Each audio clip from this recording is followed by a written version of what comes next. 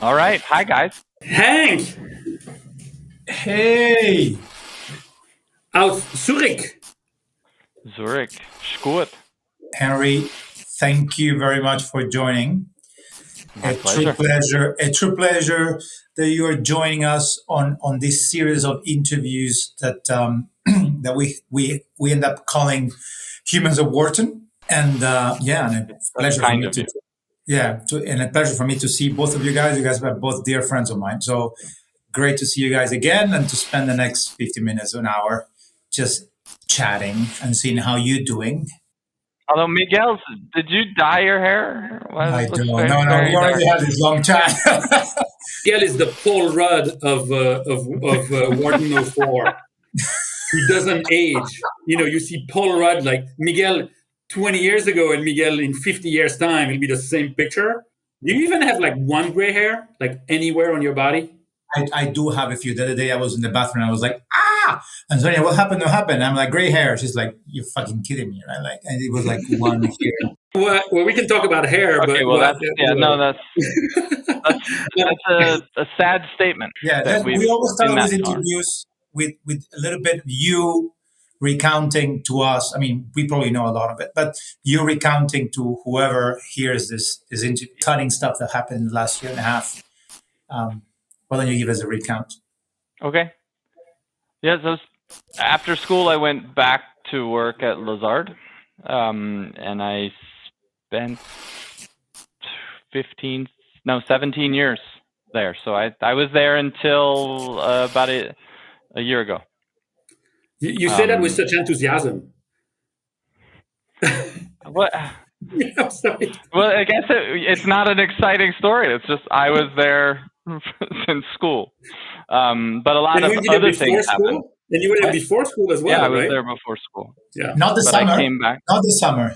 You were in San Diego in the summer. Correct. I was in remember that. San Diego, and no, I went back, and it was actually really good. I went back because I had opportunity or more credibility than I think I would have been starting somewhere else, and so quickly had a team and started building a marketing department in a place that didn't really have one. And so 17 years later, I was head of global marketing with about 80 people around the world. And now I've kind of taken a new chapter in that. I moved to Zurich in April, and it's been a very intense 6 months, kind of relearning a new position in a new country with, well, we do speak English, but many new languages throughout the day. And I think more importantly over the last years is getting married, having 2 kids. So I'm not here alone. Marcos is here with 2 twins who are 4, who just started kindergarten, bilingual kindergarten. So it's a lot. That's why I dismissed the first 17 years and then focused on the last one. So you wanted to make sure you would make this next chapter interesting enough, like not just change one little thing, but change like everything. Well, remember at Lauder, I was always, embarrassed to admit I was one of the Americans in the program, not just the American. I'm finally living up to the mandate to go, raise my kids overseas and have a proper Lauder job, work permit that's not, from my home country. That's right.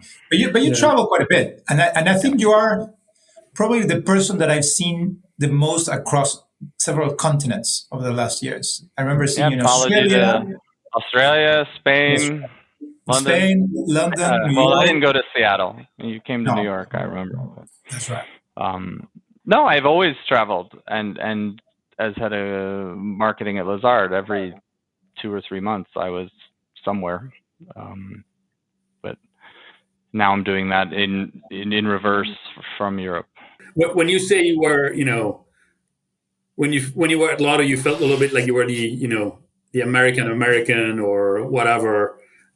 In my eyes, I don't think that's a very fair statement. I mean, you were already a pretty international guy. I mean, you spoke French. You had, I think we can say it, you spoke Belgian because we had, and I'll let you recount how we maybe met the first time. I think I might have a recollection that might differ slightly from yours, but maybe we'll discuss that.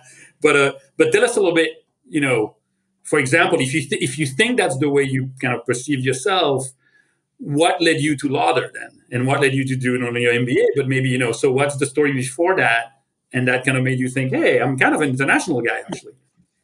No, I mean, I was kidding a bit, but I do remember there were probably 6 of us in the class that were actually born and lived only there, and that did make us stand out. But of course, we were all somewhat worldly or open-minded. And that came from me. I was an exchange student in high school, and as you know, to Belgium. It changed my life. I mean, that really changed everything. And so why did I go to Lauder or Wharton? It was actually that I only wanted to go to Lauder. So if I didn't get it in, I was just going to keep working. But that combination really appealed to me because it was about, developing or continuing to develop the global career I had and maintain that that perspective of different cultures and different languages and navigating them and helping other people understand them as an actual, strength in the job. You want to tell us a little bit about that, about your youth So and growing that's up? exactly Yeah. That's exactly what it was, right? I mean, I did grow up on a farm. I mean, I think all of you came for Day in the Country when we were in Philly. I mean, it's not a Midwestern farm of hundreds of acres. It was 40 acres in Pennsylvania, but horses and at one point cows, and on the edge of Amish country. And so I think the familiarity with livestock and that rhythm and respect for that, I think was a key part of my life. It's one of the things that connected me with my husband, right? Like his environment was tropical, right? Like we had apples, they had mangoes, but there were a lot of similarities in the life. And once we had the kids, you start thinking like, I want them to experience those things too. And that, pushed us to Chappaqua and even farther upstate. But here it's like, again, it's actually more of that without the drive. You're not thinking of getting a shack on top of a mountain or something? I might be, but it's not a, step by step. But apparently, when the clouds come in for 6 months, what you're supposed to do is just go up above them. You go up. So, that's right. Yeah. So yeah, and skiing, and probably you guys are going to start enjoying the skiing. And we're researching ski schools at the moment in my spare time, which I have lots of. But. we can imagine. And probably for Marcos as well, I can imagine. Well, finally, the kids went to kindergarten, so he now has a few hours a day for the first time in 4 years. Right? With the pandemic and everything, we didn't send them to school or preschool. So he finally has a break. He took a couple weeks, but now he's in German class when they're in school. So he's the real trooper here. At least I spoke some German, right, from university and back in the day. So I can make my way through things. I can understand all the speeding tickets that I've gotten. Just another thing. They really give you a ticket for going 2 kilometers an hour over the limit. And 2 in the same day from the same place. Is it true that the tickets are adjusted to your level of income? Yes. Nice. Not at 2 kilometers an hour over, right? So. Okay. But yes, once you push it too much it's a very, it's a progressive tax. not a deterrent if it doesn't cost you anything, right? So yeah, there's rumors of the $1.5 million speeding ticket here in Zurich, or the stories of some fable. I don't know if it's true, but they just say that to the new people to scare them. Yeah. And how do you feel surrounded? I mean, I was there a couple of times. How do you feel surrounded with all this wealth? Because it is a very wealthy place, right? It's hard to understand, right? I get, because everything's higher, and to them, one of the things I've explored the most, because I can compare the prices, right? And I know, like, this cost me X in New York. Why is it 3X here? Why don't you just order it from New York and bring it here? And I talked to our Swiss equities analysts and the rest of it. The Swiss are not price elastic. Like, they really don't care. They won't drive to Germany and get it for half the price. They just don't care. There's a lot of different experiments to prove that out, but I really struggle because I don't know why. It doesn't make sense. Like, I think it is starting to change. Closer to the border, a lot of people do travel. Now some people are suggesting they lower the duty-free limit so that you can't bring in stuff. But it's a new thing. I mean, just we've looked at houses and they're, half the size of where we were in Westchester for twice the price, which is just hard to think of. But then at the bank, interest rates are zero. They will pay you to buy a house. They'd rather loan you the money than leave it in the bank. So it's just fed this, everyone just purchases things, and so far that's worked. So, but if you're a new guy, you're not in that game. And I still have to send a tax check back to New York. You still pay taxes to Which is the other thing, because they're like, well, we can afford this because the taxes are so low. I'm like, well, mine aren't. So Americans think they pay low taxes. That's not true. Maybe there's a time to start thinking about that passport and saying, are you worth 10 years? I can't have it for 10 years. So another part of me, it's the military background. I am a proud American. I think giving up my passport would be mean tough. a lot. Yeah, means a lot. So. Yeah, and then you have exit rights and all. I mean, listen, it's not. Yeah, and I don't know if tax shopping or forum shopping is part of our lives. Not the driver. It's not why I'm here. Maybe not yet, but no, maybe not. Yeah. Probably not. But anyway. It's just, I think, what inspired me and what really led me to take this big leap was seeing it's the CEO, yes, very much in the lead here, but it's the whole management team impressed me that they're really bought into, and also not just the management team, but the board and the family that's behind that as well. Really looking for the long term to really be relevant. Think it's nice to be in a place where the planning is 10, 20, 30 years out.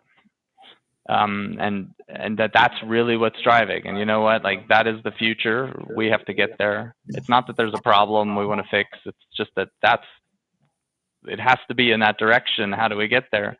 And actively seeking some of those catalysts, me and others, to force us down that path sooner than later. Again, we're all adjusting. The kids have it the easiest. They really do seem happier here. I mean, Marcos says, like, I think it's because, again, we've tried to pull back together all the things they like, but now they have it all right outside. They just go, they want to go see a cow, they go see the cow. They want to go play in the river, they just run down the hill. They want to ride a train or a bus or whatever, they're all outside. And this being Switzerland, at 4, they're supposed to do all this by themselves. So that is, if you haven't seen that, at 8 o'clock, it's like the Pied Pipers calling down at school, and everyone's off to school. No parents. They're not. I mean, teach the kids to go to school by themselves at 4.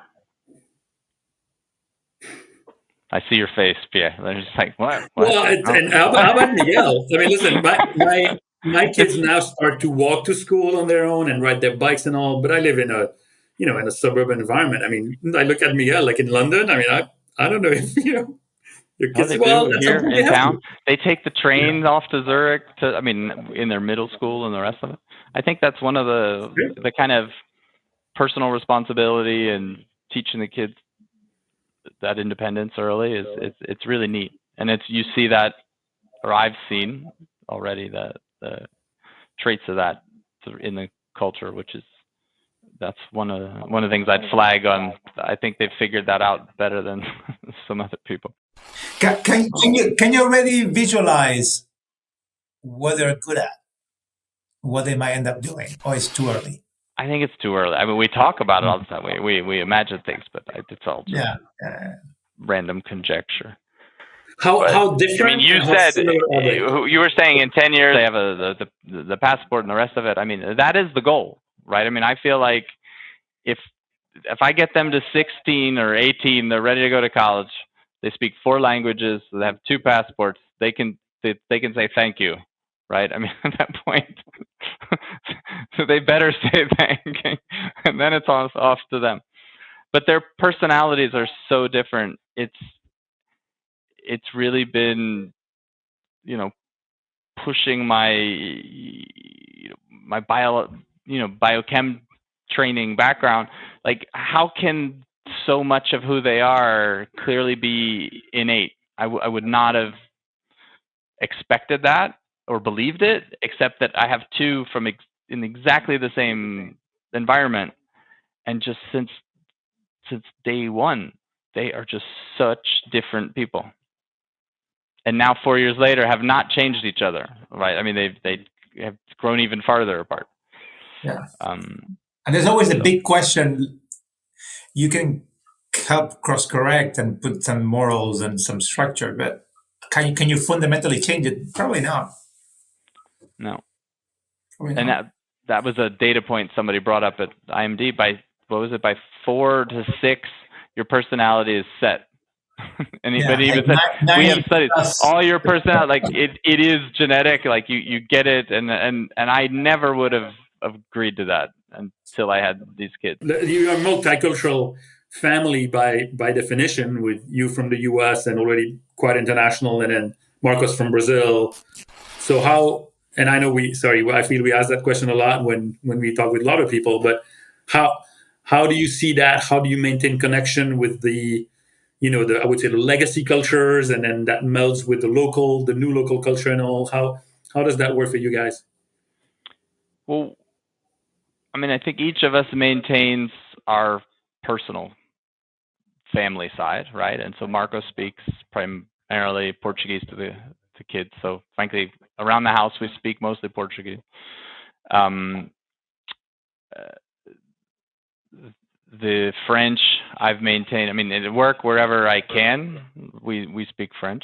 There's a lot of actual French here, but I did that at Lazard, right? I think you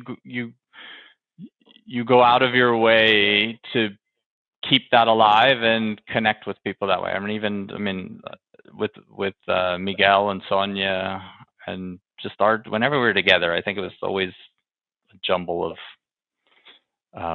languages and your references or your stories or what you want to share in terms of the music or the movie or the pop culture reference or whatever. I think you just, if you genuinely like the cultures, you're gonna keep watching TV shows from that place. I mean, Netflix's been great actually, I think, in terms of all the different shows that you can now watch in VO.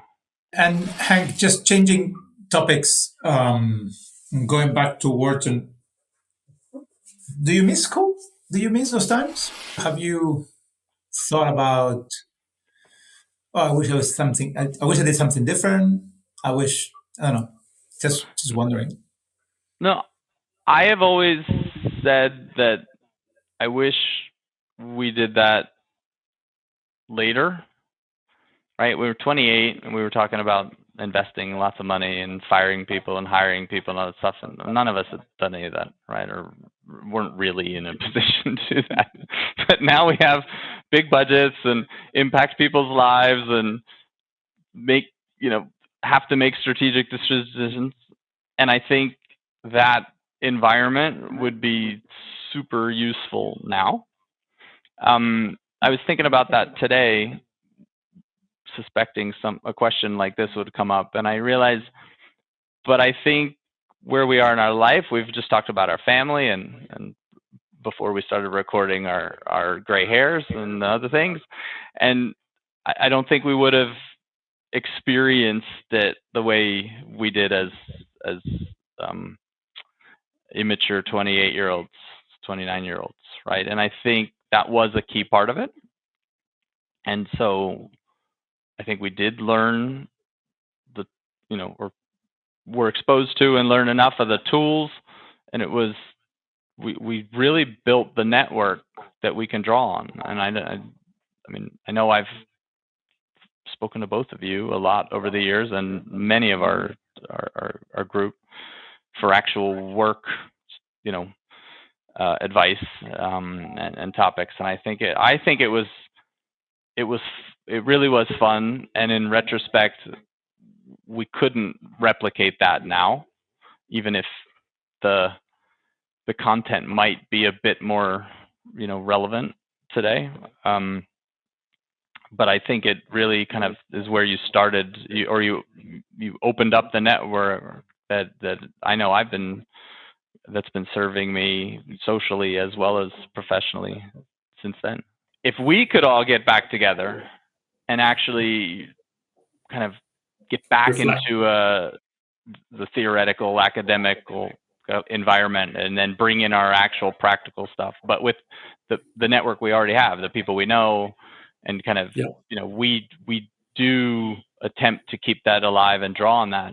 But that's a few calls to a few of you, right? If we could get 50 of us back in the room, I think that would be pretty awesome. One completely unrelated question, but which you've mentioned earlier. You have an Army past. I mean, you're a veteran. Your dad, I believe, was also a veteran. How did that impact you? Does it maybe still impact you today? Is that something that you think? I don't know. I think in the current environment, people would think, oh, should my kid go, do that, go to the Army or whatever, or serve, or how do you think about that? It's interesting. So in the IMD course, we introduce ourselves, and one of the things we had to do was go through the chapters of our life. So one of mine was Belgium. So we covered the exchange year. And another one was the military. And I was influenced the way you're saying, right? My father is a Marine, and I was born in Quantico. First 10 years of my life, grew up in right outside Camp Lejeune, while he was in active duty. And so I was one who thought everyone should do this, serve, but also learn what leadership is, and that's the best school for that. I then, did ROTC, was in the military, and then, I think, as you all know, wrestled with, oh wait, I'm gay, and in a time when that wasn't allowed. So working through that transition with all of the family emotional aspects, and just also coming out and the rest of it, that was I think a formative year that makes the special chapters list of you get through. But it means now I'm fully appreciative of what I learned from that experience. I do know what military life is like, and or being a military child intimately. And so kind of marrying that with my experience, I thought this was a good thing in Europe. Like everybody had to do that, even just for a year or two, but you learned a lot. And even if you did the civil service instead, that kind of societal, what do you want to call it, contract and commitment and what you learned from it all made sense. But then kind of doing that, I realized it's not for everyone, right? And I don't think everyone does have to go through that. But I'm glad I did. I despite the emotional cost of my experience, I would not ask to not have done it, right? I mean, I'm glad I did. It's helped who I am, and at Wharton, and ever since, I still attribute a lot of my leadership perspective and understanding to the lessons from the military, both given or shared from my dad as well as my personal experience and frankly friends and colleagues and those it's another element. You talked about the languages and the cultures. I've always tried to and have maintained relationships with those in the service for kind of the same sort of reason, right? You want to keep that cultural awareness and understanding alive. Hank, any lives are funny, and I'm pretty sure that yours a lot of twists and turns. Any dreams that you still haven't chased enough that you want to go after at some point? Any interests that you haven't devoted enough time? I don't know how deep we want to get, right? But like I'm here because I think I finally found an opportunity to merge my interest in kind of bringing people together, crossing those cultural and all the other boundaries, getting people focused on important things that they need to do, right? And it may sound funny that I think that's finance and investing and helping people with their finances, but I mean, financial literacy and financial preparedness is a real passion, interest, right? I know it's the lack of it, I think, is a really, really, really big societal problem, kind of a ticking time bomb in many ways. And so I've wanted to somehow address that and again, address it and not purely, I mean, addressing that isn't really a profit motive, right? I mean, that's generally why people haven't dealt with that, because that's not where you make the money in finance. But I think finding the ways to do so that it's sustainable and there is no shame in helping people, grow their assets and save money and have more money to do whatever they want, but not just people, societies, all the different institutions. And my new firm cares about that, really does believe in that. But I think, I mean, you and I've discussed this over the years, where I was like, is it some startup, or like what is the way that I somehow can do this, because I'm not independently wealthy, and so I do need a job as well. So is there a way to connect them? And so I think I'm on a path here to really help evolve a company toward this. I mean, they've had this. I'm always finding it, but it's a noble purpose, and it's an authentic goal, right? To really help people and society through these activities that we have, and I get to tell that story and help develop that story, and importantly, help drive the company so that the story is true. And so that, to me, I'm kind of on that. It's very early on the journey, but I believe that's the one I'm on. And that's exciting.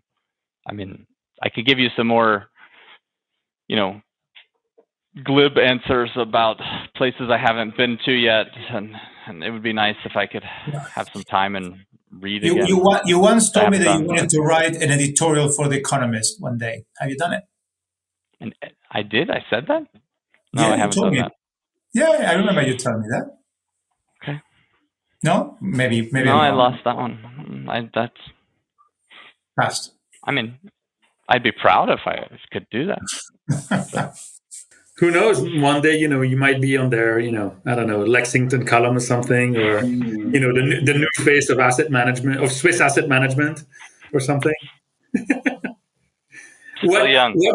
So what do you do outside of work? And you might say, oh, family, 100%. But anything kind of in between, you may not have much time. But what kind of what do you use to change your mind, like from work and My recharging exercise, right, is going out in the woods, in the nature. Like, frankly, one of the things I've noticed, I used to go to the Adirondacks because I could get away from people. Like, you'd climb a mountain and you'd look out and not see any man-made structure. You'd spend hours in the woods, not see anyone. In Switzerland, you cannot get away from people. It's like they're all here. It's dense. You go in the woods, like everyone's in the woods. Like it is a little like I haven't found out where to get my alone time. Even top of the mountain, and there's all these other people on the trail. But so that's it, and yeah, the spare time, trying to stay in shape. I mean, just from a healthy standpoint, I want to. So my goal, my dream, I want to get back into a boat, into a shell and a row here in Lake Zurich. I mean, now that I'm here, I can do that. I mean, they're right there. I haven't found the time yet, but I think you also know I used to row undergrad, and I have an erg in the basement, just like you, PA. So I'm still doing that, but I have not been out on the water in a few decades. So that is a goal / dream. It's a tiny one. I know it's very possible, but I just need to motivate for that. Should we ask a traditional question, Miguel, which is, Hank, how would you complete this sentence? Wharton is a place where fill in the blank. I met some lifelong friends. It's an easy one, I guess, right? You want me to give another one? But no, that's good. I think that's what comes to mind first. Right? Some of the strongest, deepest friendships that have endured, even if they're not, I think, frequency of interaction is perhaps spread out at times, but I think the connections, really a lot of genuine connections I know we can call back on that I value. I guess actually that's the best way to put it. That's great. Quality over quantity. Very good. I think we're on top of the hour. Yeah, you probably need to go. And Hank, you look really tired. You look like you need a thanks. good night's That's sleep. very kind of you.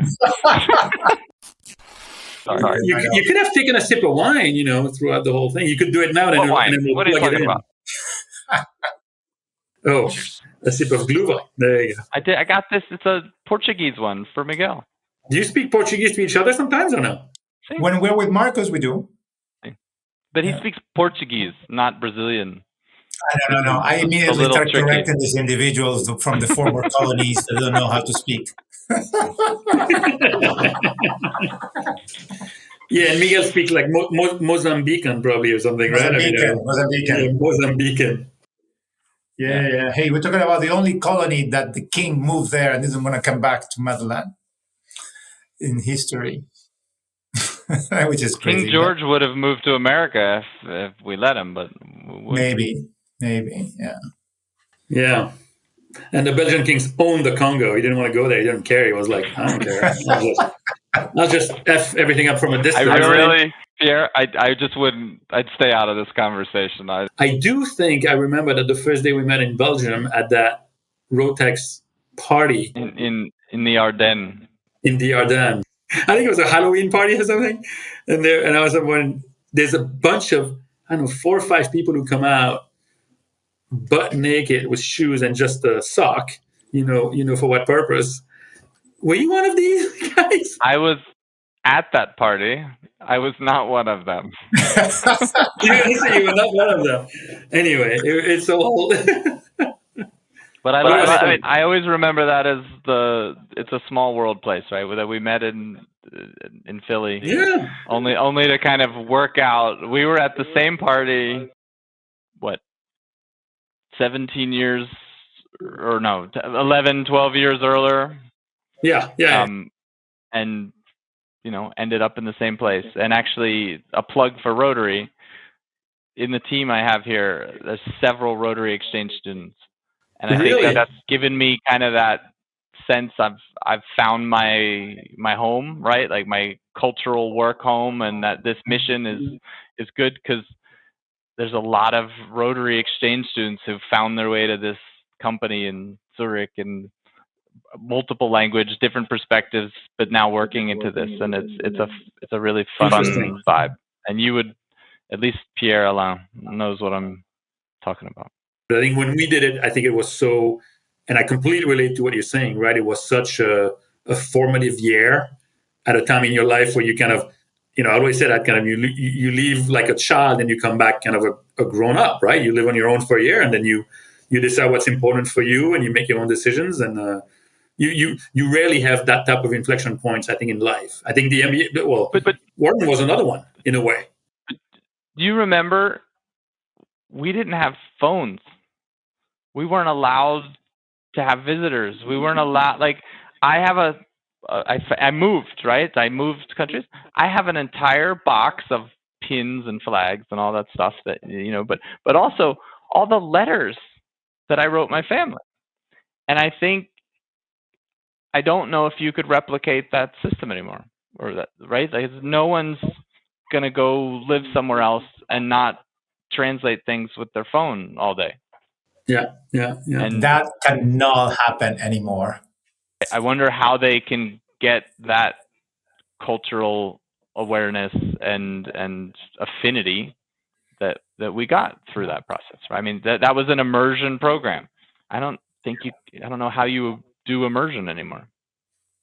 Well, maybe you don't need it. Right? Lauder added a global track, right? You didn't have to do a language. The point was, what's the new global world? How do you navigate that? But that is different than, you know, knowing all the words to really bad Belgian pop music from 1992, which helps me connect with a few hundred people in the world, but really well. But what few hundred people? The ones that count. It's a very exclusive niche. Very exclusive niche. Oh. Great seeing you guys. Yeah, no, thank you guys. Correct. No, thank you. Fun. And likewise, Happy glad birthday. to hear you. It sounds like you're doing well. So it's great, Hank. It's so nice to hear. Come visit anytime. We'll do. We'll definitely do. All right. We need excuses to go take people to places we've never been. Nice. All right, guys. Bye. All right. Guys, take care.